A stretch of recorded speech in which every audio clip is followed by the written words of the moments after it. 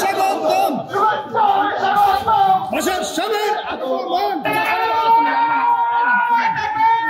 আল্লাহু আকবার, আল্লাহু আকবার। শুভেচ্ছা স্বাগতম, মোদি সাহেবের আগমন। লাল গোলাপ শুভেচ্ছা, আমার ভাইয়া শুভেচ্ছা স্বাগতম।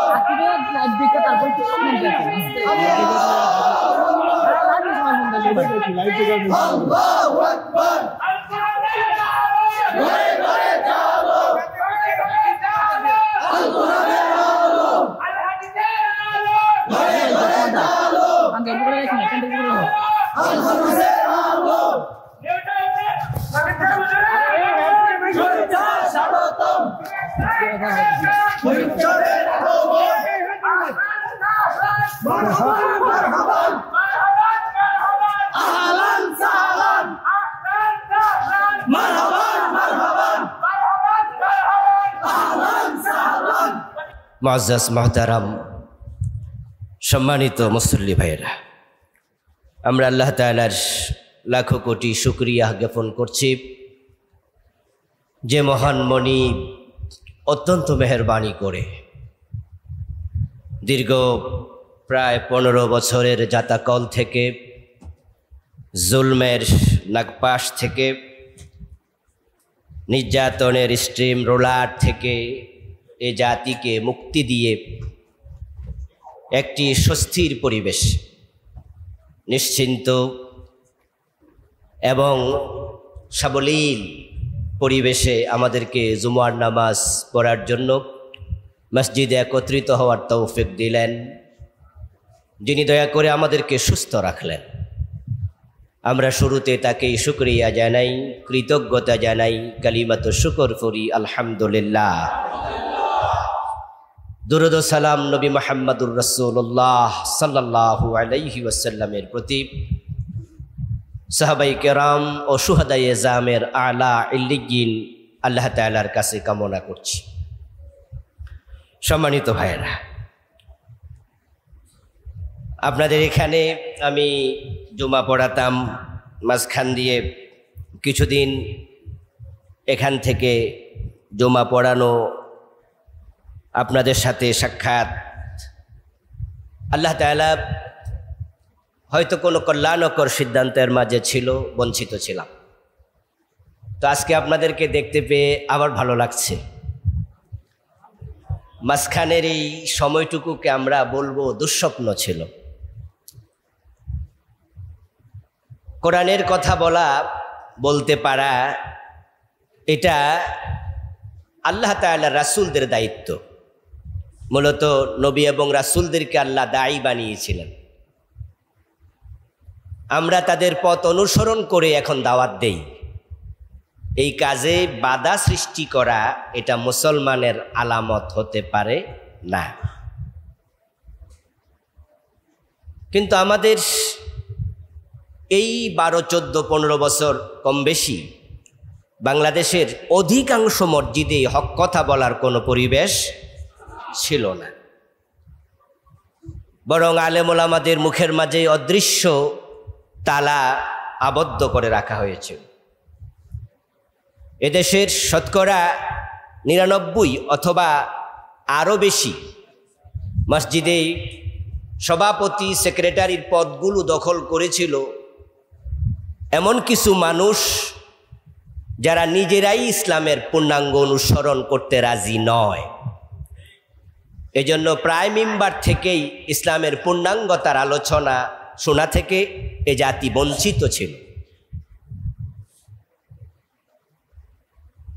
হক কথা বলার কারণে অনেক ইমামের চাকরি চলে গেছে, কত খতিবকে জেল খাটতে হয়েছে। এই সময়টি বাংলাদেশের জন্য একটি নিঃসন্দেহে কালো সময়, দুঃসময়। 92% মুসলমানের দেশ হওয়াতে তারা হয়তো মসজিদে তালা দিতে পারেনি, নামাজ বন্ধ করতে পারেনি, এ দুঃসাহস তারা দেখায়নি। তবে ইসলামের সঠিক প্রচার তারা বন্ধ করে দিয়েছিল। এটা নিঃসন্দেহে জুলম। আদম আলাইহিস সালাম জান্নাতে আল্লাহ তাআলার একটি নির্দেশ যখন লঙ্ঘন করলেন, ওনার যখন অনুভূতি আসলো, গায়ের কাপড় খসে পড়ে গেল, তখন তিনি বললেন, রাব্বানা যালামনা আনফুসানা, আমি নফসের উপর জুলম করেছি। অন্যের উপর অত্যাচার করার নামে জুলুম না, আল্লাহর নির্দেশনার বাহিরে চলে যাওয়াই জুলুম। আর এই 15 বছর সময় যারা আল্লাহর নির্দেশনা, আল্লাহর বিধানগুলো প্রচার করতে দেয়নি, নিঃসন্দেহে তারা জালেম ছিল। এটা চরম জুলম ছিল। আমার আজকের আলোচনার প্রতিপাদ্য হবে জুলমের পরিণতি। প্রত্যেকটি ঘটনা মানুষের জন্য শিক্ষা। আকাশ এবং জমিনের মাঝখানে আল্লাহ তাআলা রাতের আবর্তন করেন, দিনের আবর্তন করেন, কালের পরিক্রমা ঘটান। প্রত্যেকটার মাঝে আয়াতুন লিল মুমিনিন, আয়াতুন লিল মুকিনিন। যারা মুমিন, যারা মুকিন, তাদের জন্য নিদর্শন থাকে। জালেম যেই হোক, তার ব্যাপারে আল্লাহ তাআলার বক্তব্য হলো ইন্নাহু লা ইউফলিহুজ জালিমুন, নিশ্চয়ই জালেম কখনোই সফল হবে না। এই কথাটা আল্লাহ কোরআন মাজিদে বলেছেন। যদি আপনি জালেম হন, এই মেসেজ আপনার জন্য। আল্লাহ তাআলা জালেমদের পক্ষে থাকেন না, তিনি জালেমদেরকে ভালোবাসেন না। দুনিয়াতে তাদেরকে মাঝে মাঝে সময় দেন। কালান নবী সাল্লাল্লাহু আলাইহি ওয়াসাল্লাম ইন্নাল্লাহা লা ইউমলি লিয-যালিম, আল্লাহ জালেমদেরকে সুযোগ দেন, সময় দেন, তারা যেন তাওবা করে, তারা যেন ফিরে আসে, তারা অনুশোচনা করে, তারা যেন সংশোধিত হয়। কিন্তু সময় দেওয়ার পরেও যখন তারা সংশোধিত হয় না, হাত্তা ইযা আখাযাহু লাম ইউফলিতহু, প্রিয় নবীজি বলছেন, এক পর্যায়ে আল্লাহ যখন তাকে ধরেন, তখন তাকে আর তিনি নিষ্কৃতি দেন না, এমন ভাবে ধরেন পালানোর জায়গাও খুঁজে আর পায় না। এই হাদিসটা কিন্তু গত মাস বা গত বছরে আমরা পাইনি, 1400 বছর আগে রাসূলুল্লাহ বলেছেন জালেমকে আল্লাহ সময় দেন, কিন্তু সে যদি সংশোধন না হয়, হাত্তা ইযা আখাযাহু, এক পর্যায়ে তিনি তাকে ধরেন, লাম ইউফলিতহু, তাকে আর নিষ্কৃতির কোনো রাস্তা, কোনো পথ, কোনো ছিদ্র তিনি আর দেন না, তাকে তিনি নিশ্চিহ্ন করেন, অপদস্থ করেন, ধ্বংস করে দেন। এই আলোচনাগুলো আমাদের সবার জীবনের জন্যই শিক্ষা। আমরাও মাঝে মাঝে জালেম হয়ে উঠি। ক্ষমতা পাওয়ার পরে ক্ষমতার অপব্যবহার করে, শুধু রাজনৈতিক নয়, ব্যক্তিগত স্বার্থেও করে। পয়সাওয়ালা হওয়ার পরে বাড়ির পাশের প্রতিবেশী গরিব, তাকে জুলম করে। নিজের প্রভাব বলয় বিস্তীর্ণ করার জন্য, নিজের জায়গা জমিন বাড়ানোর জন্য এমন অত্যাচার করে, বেটা যেন আমার কাছে জমিটা বেচে যেতে বাধ্য হয়। এটাও জুলুম। যদি আল্লাহ তাআলা আপনাকেও সময় দেন আর আপনি সংশোধন না হন, তাহলে এই হাদিস আপনার জন্য প্রযোজ্য। একদিন আসবে তিনি আপনাকে ধরবেন, আপনিও পলানোর জায়গা খুঁজে পাবেন না। ইসলাম হচ্ছে একটি চিরসতেজ, চিরযৌবনা ধর্ম। কোরআনের বিধানগুলো কখনো পুরান হবে না, এমনভাবে মানুষের জীবনের সাথে মিলে যাবে, মনে হবে যেন এই আয়াত বুঝি গতকাল এ উপলক্ষে নাজিল হলো। জুলুম প্রসঙ্গে আমি আপনাদেরকে এখন একটি আয়াত শোনাবো, যেটা শোনার পরে আপনাদের মনে হবে এটা আগস্টের 4 তারিখে নাজিল হয়েছিল। আমি এই আয়াত আগস্টের 5 তারিখ থেকে কতবার পড়ছি তা হিসাব করিনি। এই আয়াত পরে আমি নতুনভাবে আবার কালেমাও পড়েছি। আল্লাহ, ইমান তো ছোটকালেই পেয়েছি, মক্তবে হুজুররা কালেমা পড়াইয়া মোমেন বানাইছে, পরবর্তী জীবনে এই কালেমা কত লক্ষবার পড়েছি, কিন্তু এই আয়াত পড়ে মনে হলো তুমি আল্লাহ যা বলো তার মাঝে সন্দেহ যে নাই, এটা নতুন করে আবার শিখলাম। ফালাম্মা নাসু মা যুক্কিরু বিহ,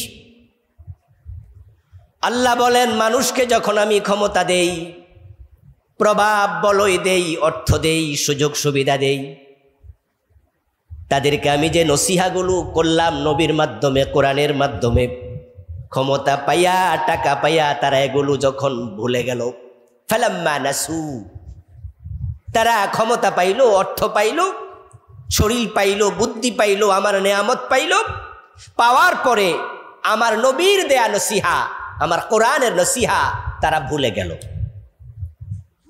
ফাতাহনা আলাইহিম আবওয়াবা কুল্লি শাই, এবার আল্লাহ বলেন আমি যখন দেখি তারা সীমালঙ্ঘন করছে, নসিহা ভুলে গেল, আমি আল্লাহ আমার নেয়ামতের দরজা তাদের জন্য আরো খুলে দেই, ক্ষমতা আরো বাড়িয়ে দিই, শারীরিক সামর্থ্য আরো বাড়িয়ে দিই, টাকা পয়সা যা ছিল আরো বাড়িয়ে দিই। হাত্তা ইযা ফারিহু বিমা উতু, অতঃপর তারা যা পাইল তা পাইয়া এবার আরো খুশি, আরো সীমালঙ্ঘন শুরু করে দিল। ফাখাযনাহুম বাগতাতান ফাইযা হুম মুবলিসুন, যখন সীমালঙ্ঘন শুরু করে দিল আমি আল্লাহ বললাম আর নাম, হঠাৎ করে ধরলাম, কাপড় নিয়ে পালানোর সুযোগ আর দিলাম না।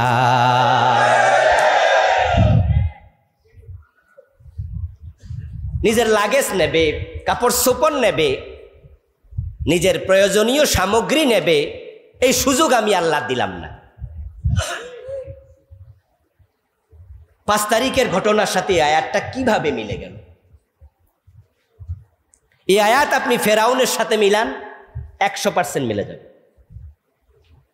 কারণ ফেরাউনকে আল্লাহ তাআলা যে ক্ষমতা দিয়েছিলেন, ক্ষমতার মালিক কে? ক্ষমতা দেয় কে? কোনো সন্দেহ আছে নাকি? নাকি জনগণ সকল ক্ষমতার উৎস? ইমান চলে যাবে। এই জাতীয় দৃষ্টিভঙ্গি লালন করুন। আন্নাল কুওয়াতা লিল্লাহি জামিআ কুলিল্লাহুম্মা মালিকাল মুলক তুতিল মুলকা মান তাশা, ক্ষমতার মালিক আল্লাহ, তিনি যাকে চান দেন, দিয়ে তাকে পরীক্ষা করেন, দেখি সে কি করে। ফেরাউনকে আল্লাহ ক্ষমতা দিলেন। ফেরাউনের জীবনী যে ঐতিহাসিকরা লিখেছে তার মাঝে এমন লিখাও কোন কোন ঐতিহাসিক লিখেছেন যে সে ক্ষমতা পাওয়ার পর থেকে ডুবে মরা পর্যন্ত কখনো তার জ্বর সর্দি কাশিও হয়নি। এতটা সুস্থতার নিয়ামত আল্লাহ তাকে দিয়েছে। এবং তার মিশরে সে এতটাই ক্ষমতা পেয়েছিল, একচ্ছত্র আধিপত্য ছিল যে তার আঙ্গুলি হেলেনে একটা জাতিকে, একটি গোষ্ঠীকে জবেহ করে শেষ করে দেয়া হতো। বনি ইসরাইলের নাবালেগ সদ্য প্রসূত ছোট ছোট বাচ্চা ছেলে হয়ে জন্ম নিয়েছে, ইউযাব্বিহুনা আবনাহুম, ফিরআউনের নির্দেশে তাদের বাচ্চাদেরকে জবেহ করে ফেলতো। মূসা নবীকে ঠেকাতে হবে। আল্লাহ বলে ক্ষমতা আমি দিলাম, আর আমার ক্ষমতা ব্যবহার করে আমার নবী মূসাকে তুমি ঠেকাবে। মূসা যেন জন্ম নিতে না পারে, মানে ইসরাইলের শিশুদেরকে জবে করে ফেলা হলো। আল্লাহর ক্ষমতার সদ্ব্যবহার না অপব্যবহার? আল্লাহর নবী তো জন্ম নিলেনি, এই জন্ম নিলেনি, এটাই প্রমাণ করে আল্লাহর সিদ্ধান্ত ঠেকাইয়া দেওয়ার ক্ষমতা দুনিয়ার কোনো জালেমের থাকে না। ফাআলুল লিমা ইউরিদ ইয়াফআলু মা ইয়াশা, তিনি যা চান তাই করেন। ফালা রাদ্দা লিফাদলিহ, তার করুণা ঠেকাবে, তার কল্যাণ থামাবে এই ক্ষমতা পৃথিবীর কারো নাই। কোরআনে বিভিন্ন আঙ্গিকে তিনি বলেছেন। মূসা নবীর জন্মের পরে নবুয়ত প্রাপ্তি, লম্বা হিস্ট্রি আপনারা জানেন, কিন্তু সেই মূসা আলাইহিস সালামকে সে আবার শেষ করে দেবে। মূসা আলাইহিস সালাম তার বনি ইসরাইলের সঙ্গীদেরকে নিয়ে চলে যাচ্ছেন, যা তোর মিশরে তুই থাক, আমি থাকবো না। কিন্তু ফেরাউন বলল, না, পালাতেও দেব না, হিজরত করতেও দেব না, ধরে এনে শুলে ছড়াবো। সে সৈন্যদল নিয়ে মূসা নবীকে ধরার জন্য রওনা দিল। বলুন তো, তখন কি সে অসুস্থ না সুস্থ? ক্ষমতা আছে না পদত্যাগ করছে? একানা সৈন্য সহ বিশাল সমৃদ্ধি। হাত্তা ইদা ফারিহু বিমা উতু, কি চমৎকার আয়াত! আমার দেয়া নেয়ামত পেয়ে আত্মতুষ্টিতে ভুগল, এমন সীমালঙ্ঘন করলো, আরো বেশি আর অন্যায় ও জুলুম অত্যাচার চালাইল। এরপরে কি ঘটলো? আখাযনাহুম বাগতাতান, ওই মূসা আলাইহিস সালামের হাতের লাঠি দ্বারা তৈরি রাস্তায় ঢুকে মূসাকে ধরে এনে শুলে ছড়াবে। আর সমুদ্রের মাঝামাঝি যাওয়ার পরে আমি আল্লাহ হঠাৎ করে ধরলাম, ফাইদাহুম মুবলিসুন, ফেরাউন সেখান থেকে সাঁতরিয়ে কাটবে, উপরে চলে যাবে, সে সুযোগ আর নাই। গত 15 বছরে চকিদার থেকে শুরু করে সচিব পর্যন্ত, পুলিশের কনস্টেবল থেকে শুরু করে সেনাবাহিনীর প্রধান পর্যন্ত, এই দেশের এমন একটি জায়গা ছিল না যেখানে ব্যক্তি নিয়োগ করার সময় দল দেখা হতো না। দলীয় কত রকমের সুযোগ সুবিধা ভোগ করেছে কত লোকেরা, তাদের মাঝ থেকে কাউকে না কাউকেই সচিব, উপসচিব, ডিসি, এসপি, টিওনো, চকিদার, কনস্টেবল সব জায়গায় বসাইছে, যেন নিজের ক্ষমতার বলয়টা আরো বিস্তীর্ণ করা যায়। করে নিরীহ মানুষকে জেলে দিল, আলেম ওলামাদেরকে ফাঁসি দিল, কত মানুষকে জুলুম করলো। এই জুলমের শিকার তো আমরা এবং এই মসজিদ কমিটিও, ঠিক না? এই মসজিদের সভাপতি, সেক্রেটারি, অন্য অন্য লোকেরা, তারা বাড়িতে ঘুমাতে পারেনি, জেল খেটেছে অনেকে। আমি তো এলাকার বাসিন্দা নয়, আমি এখানে জুমা পড়ায় চলে যেতাম, আমি থাকি ফার্ম গেট, কিন্তু আমাকেও এখানে জুমা পড়াইতে দেওয়া হবে না। ওসি সাহেব ফোন করে নিষেধ করে দিয়েছে, হুজুর যেন না আসে। আমি যাত্রাবাড়ি পর্যন্ত এসেছিলাম সে জুমা। কেন এটা হলো? কারণ ওসি সরকারের নিয়োগ করা লোক, সরকার দলীয় লোক। ওনার বলা উচিত ছিল যে না, হুজুর জুমা পড়াবে, সেখানে আমি কথা বলবো কেন? কিন্তু না, ওই যে হাত্তা ইদা ফারিহু বিমা উতু, আমার দেয়া ক্ষমতা পাইয়া, নেয়ামত পাইয়া তারা এতটা আত্মতুষ্টিতে ভুগেছে, যা মন চা তাই করব, যা মুখে আসে তাই বলবো। না হুজুর, আসতে পারবেন না, চলে যান আপনি ফিরে। সব জায়গায় নিজের লোক বসায়া জুলুম করতে করতে করতে করতে ইসলামী দলগুলোকে, আল্লামা মামুনুল হক সাহেব সহ, জোনাইদ বাবু নগরী সহ, আল্লামা সাইদি সহ, যে মানুষগুলা দ্বীনের দায়ী হিসাবে এই জমিনে স্বীকৃত সবার কাছে, এক একজনকে এক একভাবে, জোনাইদ বাবু নগরী রাহেমাহুল্লাহ মরে গেছে, হেফাজতের উনি সেক্রেটারি জেনারেল ছিলেন, উনার এই 2 হাঁটুতে পিটাইয়া হাঁটুগুলো ফুলিয়ে দিয়েছে বুড়া মানুষ। মামুনুল হক সাহেবকে অনেকটাই আতুর পর্যন্ত ওনাকে স্কেচে ভর করে চলা লেগেছে। আল্লামা সাইদিকে শেষ পর্যন্ত জেলখানায় থেকে মরতে হয়েছে। এই যে জুলম চারদিকে শুরু করলো, যেই ক্ষমতায় তারা এই জুলুমগুলো করলো, এই ক্ষমতা দিয়েছিল কে? আল্লাহ বলে, আমার দেয়া ক্ষমতা পেয়ে তারা যখন চরম অন্যায় শুরু করে দিল, চরম অন্যায়, কি পর্যায়ে অন্যায় গিয়ে ঠেকেছে যে ভালো মানুষেরা তাদের নিজের বাড়ি ঘরে ঘুমানোর সাহস আর নাই। 5 তারিখের এই ঘটনা যদি না ঘটতো, তাহলে আমরা কি আজকে এখানে মসজিদে এসে কথা বলার পরিবেশ পেতাম? হয়তো আমরাও আত্মগোপনেই থাকা লাগতো। অথচ এই বুকে হাত দিয়ে আল্লাহর কসম করে বলতে পারবো, আমরা মানুষের ক্ষতি করি না, বাকি দোকানে খাইয়া টাকা মাইরা দিছি এমন কোনো দোকানদার বাংলার সীমানায় বলবে না। কারো টাকা হাওলাত নিয়ে ঘুরাইছি, কষ্ট দিছি, কেউ বলতে পারবে না। অন্যের হক খাওয়া তো দূরের কথা, কারোর কষ্ট দেয়া চিন্তাও মনে লালন করি না। আমরা নিজেদেরকে একবারে নিষ্কলুষ মানুষ দাবি করছি না, কিন্তু আমরা নিজেদেরকে ওটুকু দাবি করি সমাজের জন্য আমরা খারাপ মানুষ না। তা আমরা আত্মগোপনে থাকবো কেন? আত্মগোপনে থাকবে তো চোর, ডাকাত, জালোয়ার, জালেম, ঠিক না? আর ওরা বুক ফুলে চলছে, আমরা ভালো মানুষরা লুকাইয়া থাকবো। আরশের মালিক দেখলো না, সীমালঙ্ঘন হয়ে গেছে। আমার দেয়া ক্ষমতা পাইয়া তারা যখন আমার বান্দাদের উপর এত জুলুম করছে, 5 তারিখে এ জাতীয় ঘটনা ঘটে যাবে, এটা কি আপনারা কেউ কল্পনাও করেছেন? সুবহানাল্লাহ, সুবহানাল্লাহ, সুবহানাল্লাহ। আমরা কেউ এটা ভাবিও নাই, কারণ তাদের ক্ষমতার বলয় প্রভাব তারা এতটাই বিস্তীর্ণ করেছিল যে ওদেরকে ক্ষমতা থেকে সরাবে আমরা মনে করছি এমন শক্তি বাংলাদেশে আর কারোই নাই। কেউ রাস্তায় দাঁড়াইতে পারে না, ওদেরকে সরাবে কেমনে? আমরা তো সরানোর চিন্তাও করি নাই। আর আল্লাহ বলে হাত্তা ইদা আখাযনাহুম বাগতাতান, এই আমার বান্দারা শোনো, আমি আল্লাহ ফেরাউনের মতোই হঠাৎ করে ধরি। শুধুমাত্র এই ঘটনা না, পৃথিবীর অতীতের দিকে তাকান, নমরুদের ইতিহাস দেখেন, এইভাবে কওমে সামুদ, কওমে সালেহ, কওমে তুব্বা, কওমে লূত, পৃথিবীর পিছনে তাকান। বড় বড় জালেমরা যখনই জুলুম করেছে, আল্লাহ তাআলা যখন ধরেছেন, তখন তারা কেউ আর সামান্য নিঃশ্বাস ফেলার সময়ও পায় নাই, বুঝতে পারেনি কি করবে। কিং কর্তব্য বিমূঢ় হয়ে গেছে। হঠাৎ করে সব শক্তি নিমিষে ধুলায় মিশে গেছে। এবার আপনাদের কাছে একটু আমি জানবো, যারা বিশ্বাস করেন অন্তর থেকে একটু আওয়াজ দিয়ে বলুন তো, বাংলাদেশের এই পট পরিবর্তন ছাত্ররা ঘটাইছে, জনতা ঘটাইছে, না আল্লাহ ঘটাইছে? নিঃসন্দেহে আখাযনাহুম বাগতাতান, আল্লাহ বলে হঠাৎ করে আমি ধরেছি।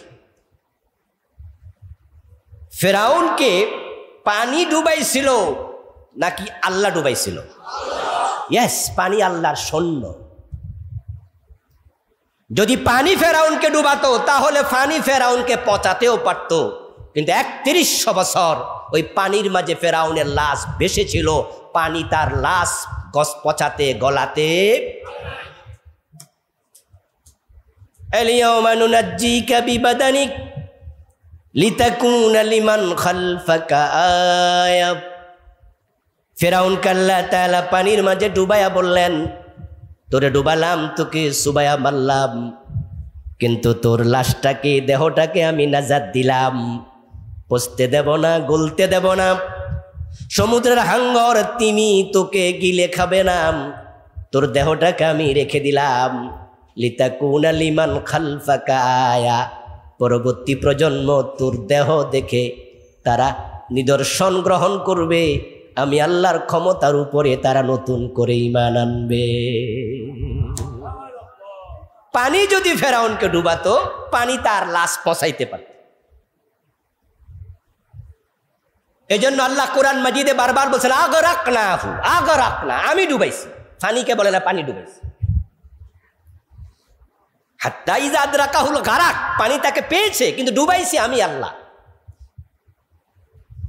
বাংলাদেশে এই 5 তারিখের বিপ্লব, এই দেশে আলেম ওলামা, ইসলামপন্থী প্রতিটি মানুষের কলবের মাঝে স্বস্তি এনে দিয়েছে, প্রশান্তি এনে দিয়েছে। এক যুগের বেশি আমরা ঘর থেকে যখনই বের হতাম, আমাদের মনে একটা টেনশন থাকতো, কখন জানি অ্যারেস্ট হই। কিন্তু আলহামদুলিল্লাহ, বলুন তো আমাদের অন্তরে কি এখন অ্যারেস্ট হওয়ার কোনো টেনশন আছে? কি প্রশান্তি, কি স্বস্তি, সুবহানাল্লাহ। বাংলায় একটি প্রবাদ ছিল, চোরের মনে, কিন্তু গত 15 বছরে কি এই প্রবাদটা চোরের মনে পুলিশ পুলিশ, না আলেম ওলামার মনে পুলিশ পুলিশ? কি আশ্চর্য, প্রবাদ পর্যন্ত পরিপূর্ণ চেঞ্জ। চোরের মনে পুলিশ ছিল না, বরং আলেম ওলামা নামাজি ভালো মানুষ। বিগত 15 বছরে আমি অ্যারেস্ট হয়েছিলাম 3 বার। এই 3 বার অ্যারেস্ট আমাকে করেছে, কিন্তু একবারও জেলে দেয়নি। 1 ঘন্টা 2 ঘন্টা, একবার তো 5-6 ঘন্টা পর্যন্ত আটকায় রেখে পরে ছেড়ে দিয়েছে। এই যে আমি অ্যারেস্ট হলাম 3 বার, চোর ডাকাত হিসাবে অ্যারেস্ট হয়েছিলাম না। অ্যারেস্ট করেই বলে আপনি কি অমুক দল করেন, আপনি কি হেফাজতের লোক। তো যখন পরিচয় টরিচয় পায় ঘুরে এগারাইয়া যে আমি অমক, তো শেষ পর্যন্ত এবার কয় যাইতে যান গা, আপনি চলে যান। ধরার সময় হুজুর পাইছে, মানে একজন হুজুর পাইছে। আজীব তো। আমি রাস্তা দিয়ে হেঁটে যাচ্ছি, আমাকে ডেকে বলে হুজুর এখানে আসেন। আসলাম, গাড়িতে ওঠেন, উঠলাম। উঠে এবার জিজ্ঞাসা করতেছে বাড়ি কই, কি করেন। আজীব তো, আপনি কি অমুক দল? দেখেন আমাকে চিনে না, জানে না, মামলা নাই, শুধু আমি তার কাছে একটা কারণে অপরাধী, আমার মাথায়, মুখে, গায়ে। এখন সে আমার জিজ্ঞাসা করতে, মানে আমি চোর না ডাকাত। এই 15টি বছর প্রায় আলেম ওলামা ইসলামপন্থীদের অন্তরের প্রশান্তি তারা কেড়ে নিয়েছিল, চোখের ঘুম কেড়ে নিয়েছিল। আমাকে জেলে দেয়নি, কিন্তু জেলে দিয়েছে এমন আলেমের সংখ্যা শত শত না হাজার হাজার হাজার হাজার। বাড়িতে আমি কতদিন বলেছি হিসাব রাখিনি, 10-20 বার তো হবেই। ঘরে বলছি যে কোনো দিন হঠাৎ অ্যারেস্ট হয়েছি খবর পেতেই পারো, কিন্তু বিচলিত হবে না। বরং যদি শোনো কোনোদিন আমি অ্যারেস্ট হয়েছি, আলহামদুলিল্লাহ বলবে। কেন বলবে? কারণ বুঝালাম, ওদেরকে ব্যাখ্যা করলাম, পরিবারের লোকদেরকে, এই জন্যই আলহামদুলিল্লাহ বলবে যে অ্যারেস্ট হওয়ার কথা আরো আগেই ছিল। তো আল্লাহ যে এতদিন ভালো রাখছে এই জন্য আলহামদুলিল্লাহ। কারণ অ্যারেস্ট হওয়ার খবর শুনে কি হলো রে, হাই হ্যালো, হ্যাঁ কান্দাকাটি, কিছু না, লাভ নাই, করবা না এগুলো, কারণ সময়টা আমাদের এই। কিন্তু আল্লাহর বড় দয়া, আল্লাহ তাআলা কোরআন মাজিদে বলছেন জালেমরা কখনো সফল হয় না। আরেক আয়াতে আল্লাহ তাআলা বলছেন সূরা হুদের 18 নম্বর আয়াত, আলা লানাতুল্লাহি আলাজ জালিমিন। দুনিয়ার মানুষ শোনো, আলা হরফে তানবি, শোনো। কে বলতেছে? দৃষ্টি আকর্ষণ করছে আমাদের, আলা শোনো, লানাতুল্লাহি আলাজ জালিমিন, যারা জালেম হয় তাদের উপর আমি আল্লাহর লানত বর্ষিত হয়। আল্লাহর লানত জালেমদের। সাবধান, কখনো জালেম হবেন না, জালেমের সহযোগী হবেন না। জুলমের পরিণতি বড় ভয়াবহ। জালেমদের আরেকটি বদভ্যাস হচ্ছে, তারা ক্ষমতা, অর্থবিত্ত এগুলো পেয়ে যখন জালেম হয় তখন তারা অহংকারী হয়। তারা মাজলুমদের প্রতি কোনো দয়া দেখায় না, বরং তারা যা মন চায় এই জন্যই করে। তারা ভাবে আমাকে কিছু করার ক্ষমতা কারো। قال النبي صلى الله عليه وسلم قال الله تعالى الكبرياء ردائي والعظمة إزاري فمن نازعني واحدا منهما أهلكته قسمته। প্রিয় নবীজি সাল্লাল্লাহু আলাইহি ওয়াসাল্লাম বলছেন যে অহংকার আমার চাদর। আল্লাহর বক্তব্য, হাদিসে কুদসি। অহংকার আমি আল্লাহর চাদর, বড়ত্ব আমার লুঙ্গি। এ দুটা ধরে টান দিও না, এটা আমার পোশাক। আর জালেমরা অহংকারী হয়। এজন্য আমরা দেখেছি মন্ত্রীদের মুখের কথা, প্রধানমন্ত্রীর মুখের কথা এমন তুচ্ছতাচ্ছিল্য এতটা হেও করে বলেছে, মুক্তিযোদ্ধাদের নাতি নাতকুরকে চাকরি দেব না, রাজাকারের বাচ্চাদেরকে দেব। আচ্ছা আপনারা বলুন তো, এখানে আমরা সব দলের লোক আছি, সরকারি দলের লোকও আছেন। আমি বিবেককে নিরপেক্ষ রেখে আপনাকে বলতে চাই, বলুন তো যারা কোটা সংস্কার করছে চাইছিল তারা কি সবাই রাজাকারের বাচ্চা? তাচ্ছিল্য সুরে কথা বললেন কেন? এর মানে হলো, আমার চিন্তা হলো হাতি ঘোড়া গেল তল, বকরি বলে কত জল। ফখরুল ইসলাম পারে না, জামাতের শফিক পারে না, জামাত বিএনপি কিচ্ছু করতে পারে না। তোমরা চ্যাংরা পোলা বানাইসা, আমি সরকার, আমার সাথে ইয়া করো, যাও মিয়া রাজাকারের বাচ্চা কাচ্চা। গালি দিয়ে দিলাম, তাচ্ছিল্য করে দিলাম। আপনার মুখ থেকে যখন তাচ্ছিল্যের শব্দ এই 15 বছর শুনতে শুনতে আল্লাহর আরশ বারবার কাঁপতে কাঁপতে কাঁপতে কাঁপতে আল্লাহ তাআলার সীমা যখন এক পর্যায়ে শেষ জায়গায় পৌঁছে গেছে ধৈর্যের, ফাখাযনাহুম বাগতাতান, ওই ছোট ছোট বাচ্চাদেরকে দিয়ে পুরা মসনদ আল্লাহ উল্টিয়ে দিয়েছে। পুরা মসনদ আল্লাহ উল্টিয়ে দিয়েছে। কাজী ইব্রাহিম হাফেজাহুল্লাহ বড় একজন আলেম বক্তা, নাম শুনেছেন তো? উনি দেশে নাই, দুবাইতে আছেন এখন। ওনাকে জেলে নেওয়া হয়েছিল, একটা আঙ্গুল ভেঙে দেয়া হয়েছিল। অথচ কাজী ইব্রাহিম হাফেজাহুল্লাহ সরাসরি কোনো দল করেন না। উনি রাজনৈতিকভাবে সক্রিয় লোক না, হয়তো মেন্টালি কোনো দলকে সাপোর্ট করতে পারেন। ওস্তাদ আমার খুব কাছের মানুষ, আমাকে উনি খুব ভালোবাসেন, আমিও ওনাকে খুব ভালোবাসি। দুবাই থেকেও কয়দিন আগেই ওনার সাথে আমার ভিডিও কলেও কথা হলো। এই কয়দিন আগেই বললাম, ওস্তাদ চলে আসেন, তাড়াতাড়ি আসেন, আমরা অপেক্ষা করছি। ওনার আঙ্গুলটা উল্টায় দিছে, মশরায় দিছে নিয়া জেল খাটাইলো, বের হলো। কয়দিন পরে দেশ থেকে চলে যেতে হলো। আপনারা কি ভাবেন, শকে গেছে না যেতে বাধ্য হয়েছে? বাংলাদেশে কাজী ইব্রাহিমের মতো হাদিস তাৎক্ষণিকভাবে মুখস্থ বলতে পারে এমন দ্বিতীয় জন আছে, এমন লোক আমার জানা নেই। আমি এটা বলছি না যে হাদিসের ক্ষেত্রে উনি 1 নাম্বার ব্যক্তি। ওনার চেয়ে বড় আলেম ওই দেশে আছে, থাকতে পারে। তাৎক্ষণিক মুখস্থ বলা হাদিসের ইবারত এমন দ্বিতীয় জন বাংলাদেশে আছে আমি জানি না, এতটা জাহিল। ওনার মুখের কথা সম্ভবত মাত্র 28 দিনে উনি 30 পারা কোরআন মুখস্থ করেছে। 28 দিনে হাফেজ হয়েছে। শখে চলে যায় নাই, দেশ থেকে যেতে বাধ্য হয়েছে।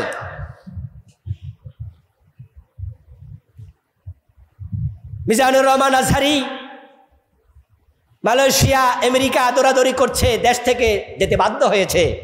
ডিজিএফআই ডেকে নিয়ে বলেছে আজকের ভিতরে চলে যান। অথচ মিজান আজহারি সেও কিন্তু সক্রিয়ভাবে কোনো দল, এদেশের কোনো দল করে না। কেমনে করবে?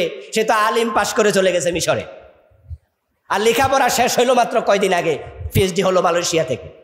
তো সেটা দেশে থাকেই না, দল করবে কেমনে? আল্লাহ তাআলা যখন দেখলেন সীমা লঙ্ঘনকারী, অহংকারী হয়ে যায়, রাসূল বলছে আল্লাহর বক্তব্য, এই লঙ্গি এই চাদর অহংকার আমার। এরপর আল্লাহ তাআলা বলছে ফামান নাযাআনি ওয়াহিদাম মিনহুমা আহলাকতুহু আও কাসামতুহু, এই লুঙ্গি এবং চাদর ধরে যারা টানাটানি শুরু করে দেয়, এক পর্যায়ে আমি আল্লাহ এমন ধাক্কা মারি ধ্বংস করে ছেড়ে দেই।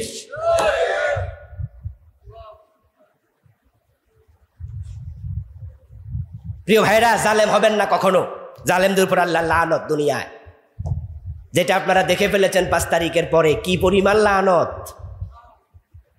যে দল এই দেশে স্বাধীনতার যুদ্ধে নেতৃত্ব দিয়েছে,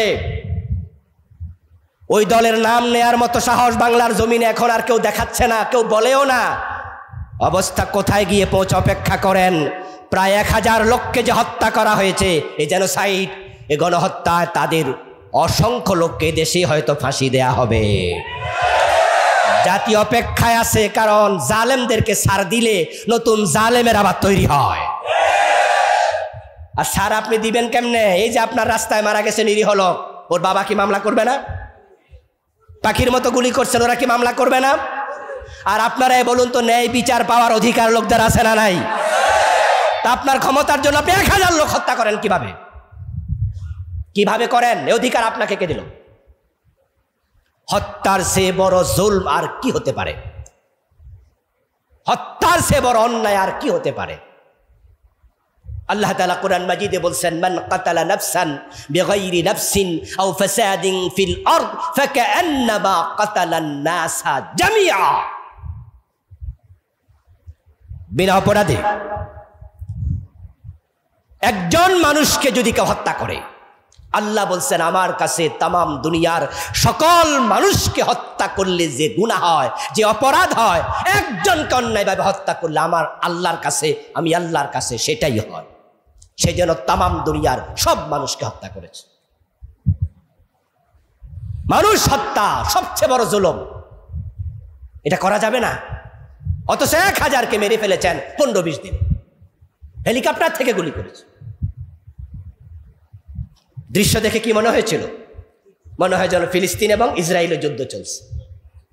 নিজের দেশের লোক, নিজের দেশের প্রেসিডেন্ট, প্রধানমন্ত্রী, নিজের দেশের পুলিশ বাহিনী, নিজের দেশের সেনাবাহিনী, র্যাব, এইভাবে পুলিশ আকাশ থেকে হেলিকপ্টারে চড়ে র্যাব গুলি করবে, এটা কি কল্পনা করা যায়? কল্পনা করা যায়? আপনি যে গুলি করছেন সেখানে তো এমন লোক মারা যেতে পারে যে লোক এখনো শিশু, ছোট মানুষ, তার আমল নামে একটা অপরাধ নাই। এবারের ঘটনা শিশু মারা গেছে কিনা? ঘরের ব্যালকনি দাঁড়িয়ে আছে, গুলি ওখানে লেগেছে গিয়ে। قال النبي صلى الله عليه وسلم لو ان اهل السماوات والارض اشتركوا في دم مؤمن لاكبهم الله في النار।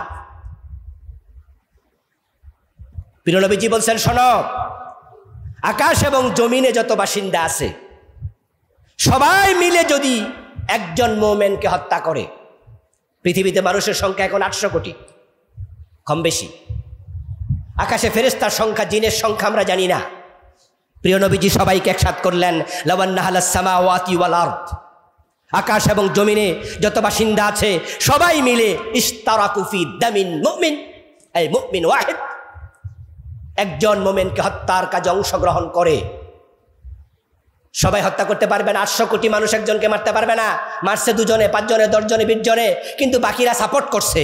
যদি এমন হয়, আল্লাহ এতটা রেগে যান, একসাথে সবাইকে জাহান্নামে ফেলে দেবেন।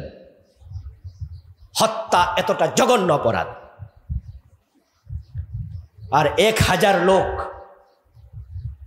ছোট ছোট বাচ্চা, শিশু, এভাবে গুলি করে মেরে ফেলতে হবে আপনার ক্ষমতার জন্য?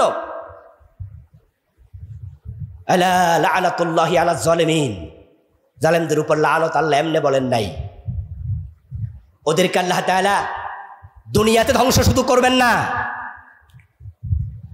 বরং কোরআন মাজিদে বলছে, শোনো, আতাদনা লিয-যালিমিনা আযাবান আলিমা, আমি জালেমদের জন্য জাহান্নামের অত্যন্ত মর্মন্তুদ জাহান্নামের আগুন প্রস্তুত করে রেখেছি।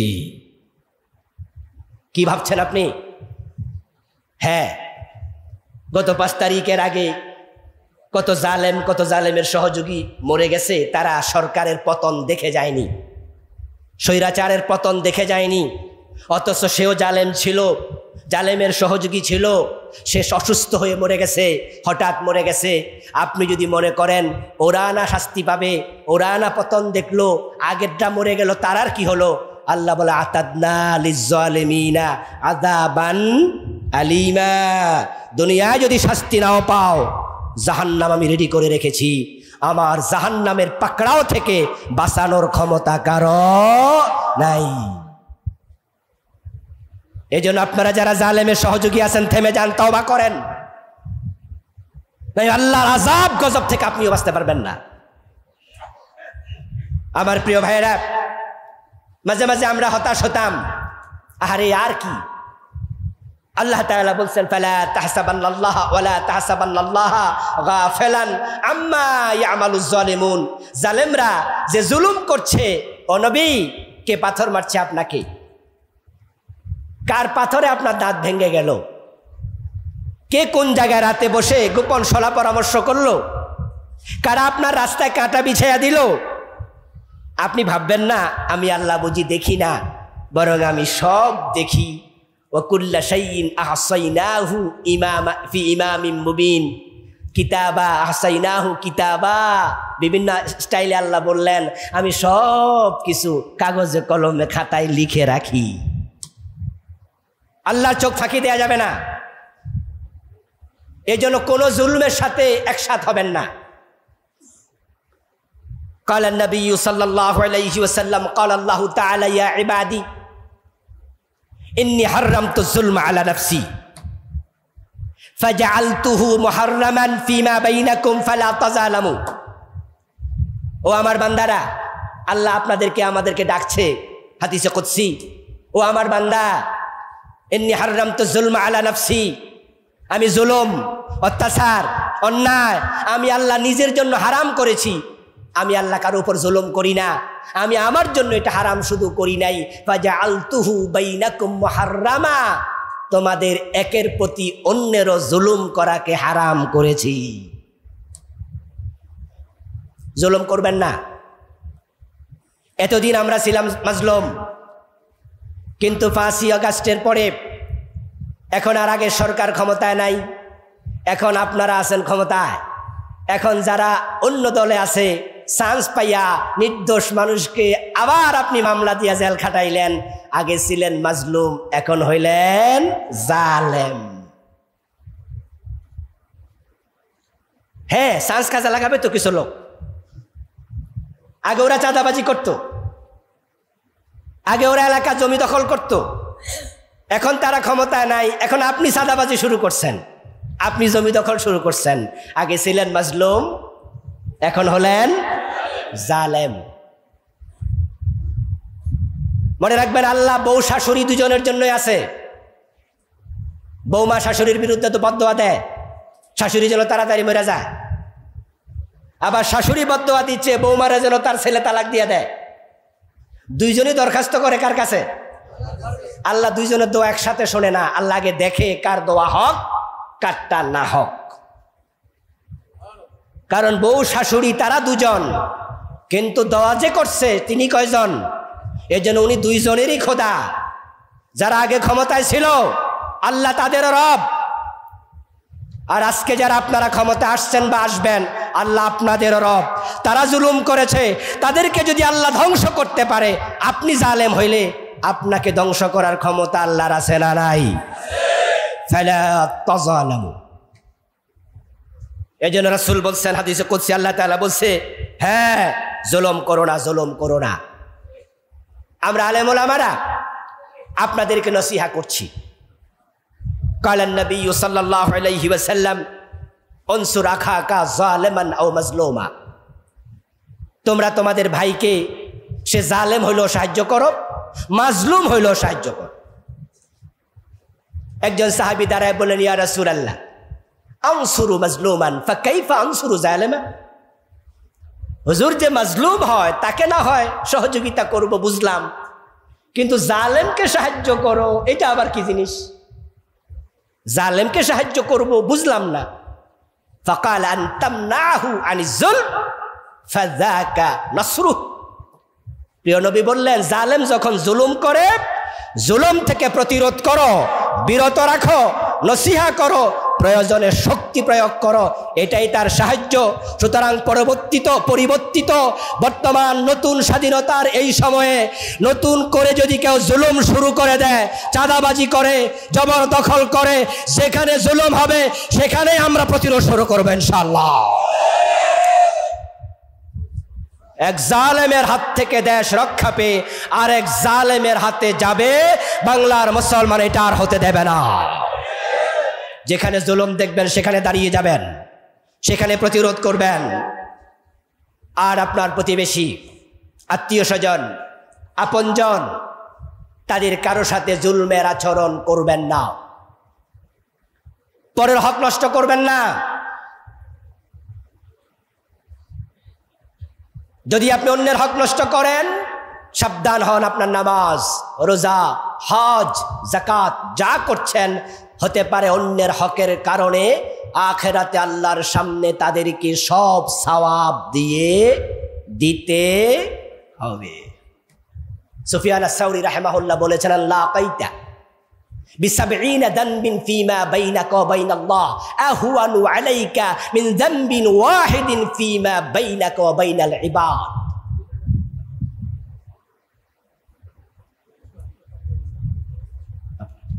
সুফিয়ান আস-সাউরি রাহিমাহুল্লাহ বিশাল বড় মুহাদ্দিস, উনি বলতেছেন, শোনো,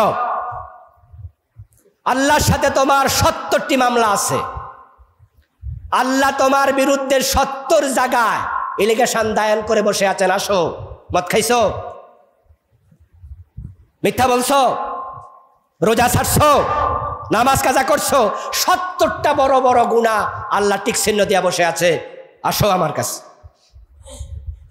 সুফিয়ান আস-সাউরি বলেন, এই 70টা তোমার জন্য কিচ্ছু না, কারণ এটা তোমার রবের সাথে, তিনি রহমান হতে পারে। আবার তুমি আস্তাগফিরুল্লাহ বলবে, 1 সেকেন্ডে তিনি 70টা না, 70 না, 70,000 না, 70 লাখ না, আরো কোটি কোটি গুনাহ যদি হয়, একবার তাওবা করো, সব 1 সেকেন্ডে তিনি ক্ষমা করে দিতে পারেন। কিন্তু অন্যের একটা হক নষ্ট করে আল্লাহর সামনে যেও না, আল্লাহ সেটা কখনোই ক্ষমা করবে না যদি সে ক্ষমা না করে। ইত্তাক দাওয়াতাল মাজলুম ফাইন্নাহু লাইসা বাইনাহা ওয়া বাইনাল্লাহি হিজাব। যার উপর জুলুম করলেন তার বদদোয়া থেকে বেঁচে থাকুন। রিকশাওয়ালা, গায়ে হাত তুলবেন না। বদ আচরণ করেছে কেউ, আপনার প্রভাব ক্ষমতা আছে, থাপ্পড় মেরে দেবেন না। অতটুকু জায়েজ যতটুকু করেছে। সে আপনাকে একটা গালি দিয়েছে, আপনি চুপ থাকলে সওয়াব পাবেন, অথবা ওই গালিটুকু অথবা ওই কটু কথাটুকু ফিরিয়ে দিলে গুনাহ হবে না, সমান সমান হবে। তবে ভদ্র মানুষ গালি দেয় না, চুপ থাকে অথবা অন্যভাবে প্রতিকার করে। কিন্তু আপনি যদি এর চেয়ে বেশি করেন, যখন সে গালি দিয়েছিল তখন ছিল সে জালেম, আর আপনি প্রতিকার বেশি করছেন, এখন আপনি হলেন। প্রিয় নবী বলছে, সে মাজলুম হওয়ার পরে যে বদদোয়া দেয় তার বদদোয়াকে ভয় করো। মাজলুমের ফরিয়াদ এবং আল্লাহর মাঝখানে কোনো পর্দা থাকে না। দাওয়াতুল মাজলুম ইয়ারফাউহা আল্লাহু ফাওকাল গামাম সুম্মা ক্বাল লা আনসুরান্নাকা ওয়ালাউ বা'দা হিন। মাজলুম যখন বদদোয়া দেয়, আল্লাহ তার বদদোয়াকে আকাশে নিয়ে যান, মেঘমালার উপর রেখে দেন। তারপর জালেমকে সময় দেন, সে সরি বলে কিনা। সময় যদি না দেয়, সরি যদি না বলে, সময় দেওয়ার পরে আল্লাহ আবার বলেন, এই বদদোয়া, তোমার সাথে আমি আল্লাহ আছি। কথা বুঝলেন? কিন্তু ওই বদদোয়াকে আল্লাহ আসমানে নিয়ে যান, আকাশে মেঘের উপরে। ইয়ারফাউহা আল্লাহু ফাওকাল গামাম, আমি তোমার সাথে আছি। আপনি কি ভাবেন এই যে এত বড় ঘটনা ঘটে গেল আমাদের কল্পনার বাহিরে? কাজী ইব্রাহিম রাহমাহুল্লাহ হাফেজাহুল্লাহর কথা বলছিলাম, যে প্রসঙ্গে ভুলে গেছি বলতে। উনি বলেছিলেন যে 5ই আগস্টের ঘটনা যে ছেলেগুলো ঘটাইছে, ওরা ছিল আমাদের জন্য আল্লাহর পক্ষ থেকে আবাবিল। ওয়ারসালা আলাইহিম তৈরান আবাবি। ওনার কথাটা আমার মনে ধরছে। আসলে তো ফুলাফান দিয়ে তো কাম ঘটার কথা না। প্রিয় ভাই, ওই বদদোয়াকে আল্লাহ বলে, আমি তোর সাথে আছি। এই যে ঘটনা ঘটলো, কত মায়ের চোখের পানি জমা হয়েছে, কত মাজলুমের হাহাকার জমা হয়েছে। সাতক্ষীরা অঞ্চলে, এখানে অনেকে আছেন, সাতক্ষীরাতে ইসলামী আন্দোলনের পক্ষের ভাইদের 2 তালা 3 তালা বাড়ি বুলডোজার দিয়ে ভেঙে ফেলেছে, বুলডোজার দিয়ে। চোখের পানি জমা হতে হতে হতে হতে মাজলুমের বদদোয়া আল্লাহ সহ্য করে না। এবার আপনার বাড়ির পাশে যে গরিব মানুষ, ওর উপর জুলুম করলে ওর বদদোয়া কি আপনার বিপক্ষে লাগবে না? এজন্য আসুন, এই ঘটনা থেকে আমরা নিজেরা শিক্ষা নিই, আমাদের জীবনটাকে জুলম মুক্ত সাজাই। আমরা কখনো কারোর উপর জুলুম করব না। রাজি আছেন? আল্লাহ তৌফিক দান করুন, আমিন।